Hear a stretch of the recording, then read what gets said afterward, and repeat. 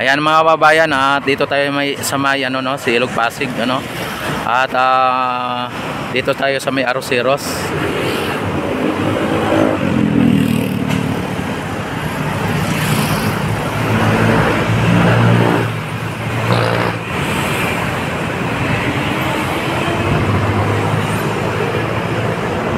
Ayan.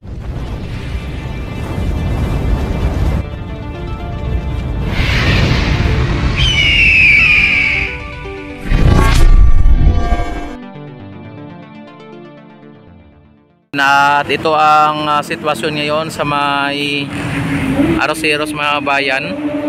O nyo nakikita.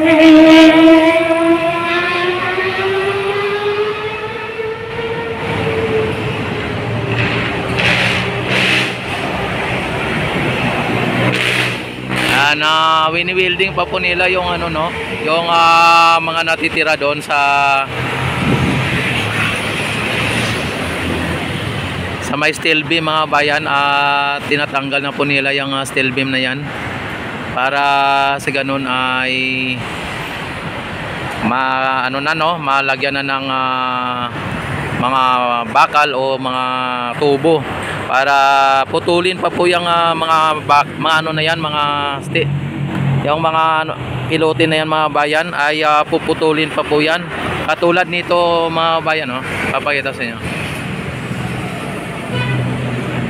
Ayan, katulad nito ay pinutol na rin ano. At ganyan na po ang kanyang taas.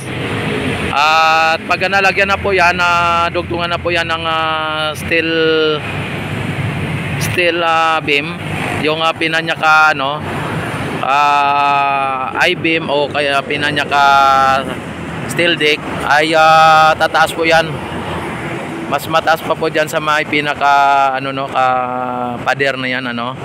Yan halos ayan magpapantay sila doon sa may ano na yan, may platform na yan. Ayan, at sa ngayon ay hanggang diyan lang po yung pagbabao nila ng pilote. At wala pa po yung pilote na order. Ayan, at pagdating ng pilote siguro ay umpisan uli yan hanggang doon na naman sa may may Ayala Bridge ano. Ayan, at sa ngayon ay dito po sila magpupuko sa may mga nagawa na po nila. At dito sa may Loton area mga bayan. Yan.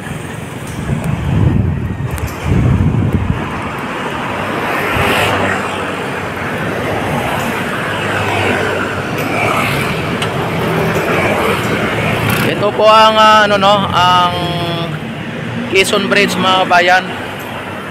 Karugtong po ito ng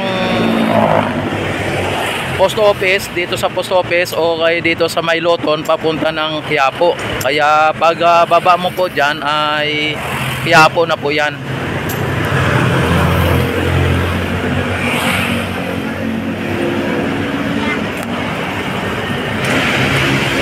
Ayan na. Ayan mga bayan ang ang dito sa may Loton. Yan, saglit lang ha. May nanghihingi kasi ng mga bata eh. Ayan shout out. Ayan Ayan mga bayan ay pinuputol po nila yung yung pilote mga bayan. Katulad niya yan ang gagawin nila din doon sa may Arroceros yung pinuputol nila ang pilote. At mayroon silang kung kataas lang ang iiwan nila Yan, ganyan po ang gagawin nila. Tapos maiwan po yung bakal. Tapos doon sa bakal mga bayan, doon nila i-attach yung pinaka steel steel top. Doon nila yan tapos buhusan pa po nila yan mga bayan, buhusan pa po nila yan lagyan nila ng formas, tapos buhusan, tapos doon nila yung steel top ikabit. Tapos yung doon sa steel top, doon nila din ikakabit ang steel beam na katulad nito mga bayan, no? Ito may steel beam na doon sa kabila, doon, no? Yan, diyan nila, no? Kasi nabuhusan na po yan. Tapos ang ibig ko sabihin, nabuhusan na po yung pilote. Tapos nalagyan na po ng steel top at naikabit na rin po yung steel beam. Ayan. At pagkatapos niyan ay lalagyan na rin po nila yan ng steel deck mga bayan. Pagka nalagyan na ng steel deck ay lalagyan na rin nila ng tawag nito ng steel bar. Yan ang steel bar para pag nabuhusan ng buhangin ay doon kakapit po yung simento sa may steel bar, ano? At ang sa ilalim may pinaka steel deck, ano? Yan, at mas matibay at mas matibay at mas matatag, ano? Ayan, sa ngayon ay talagang naumpisa na po nila na lagyan ng steel beam dyan. At antabayanan na po ninyo ang mga susunod pa na mga gagawin nila dito. Ayan, o.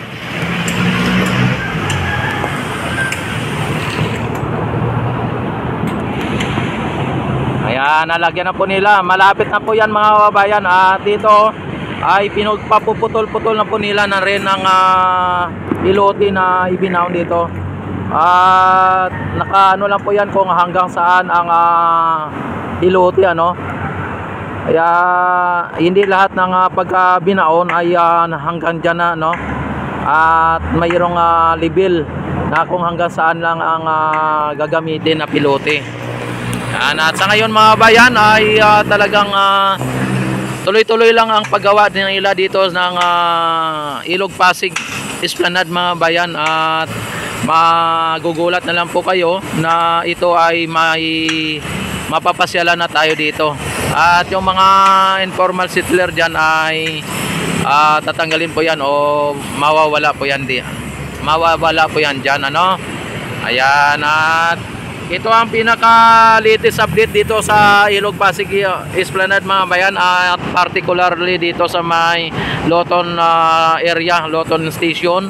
At isilipin din natin doon sa may likod kung makaya doon na silipin doon. Ayan, tara,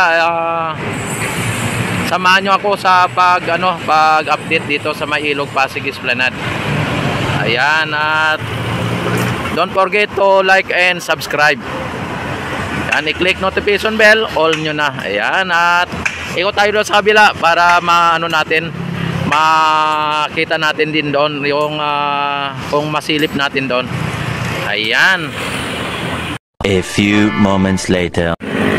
Ayan mga bayan, dito tayo, no, sa may kabila at silipin natin dito.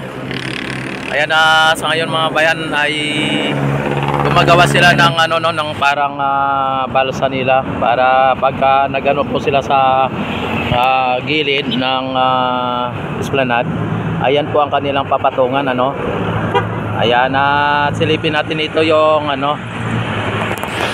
yung esplanade na ginagawa mga bayan. Ayan. Kung nyo nakikita mga bayan ang ang barge. Ayan, dyan ang barge mga bayan. At maging ang esplanade mga bayan na nung nakaraang araw ay hindi pa nila tinanggal ang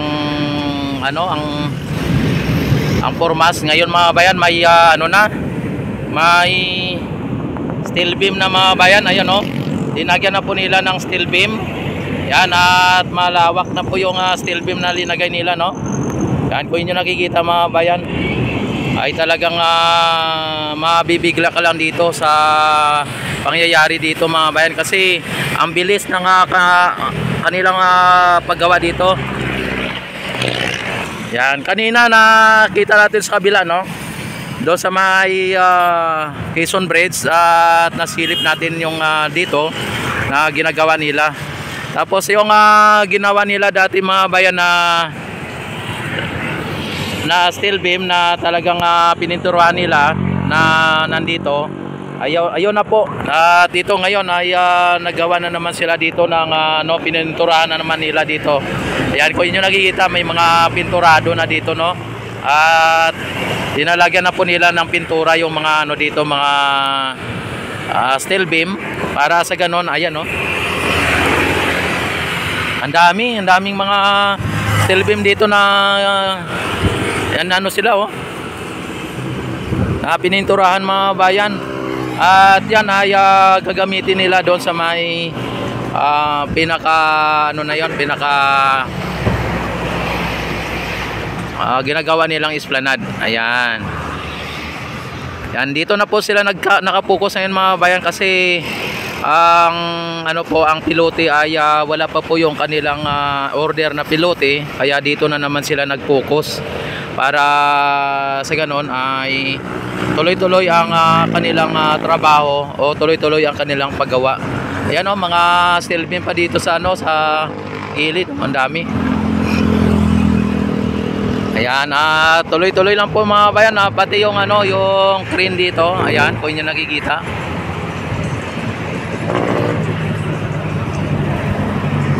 Ayan, at don't forget to like and subscribe my YouTube channel. I-click nyo na rin po ang notification bell. I-select nyo na po ang all para ma-notify agad ito yung kuya mag-live, mag-upload ng mga videos, at ma-update po kayo dito. Lahat ng update ko dito ay ma-notify agad kayo pagka sinilect nyo po ang notification bell all. Ayan, don't forget to like and subscribe my YouTube channel. Ito si Rex TV Adventure na laging nagsasabing maraming salamat, at God bless po sa inyong lahat. Mabuhay po tayong lahat. Mabuhay po ang Pilipino sa mga sulok ng mundo, at mabuhay po ang bagong Pilipinas. Mabuhay po tayong lahat hanggat gusto natin. Ayan, maraming salamat. Bye-bye na po sa inyong lahat.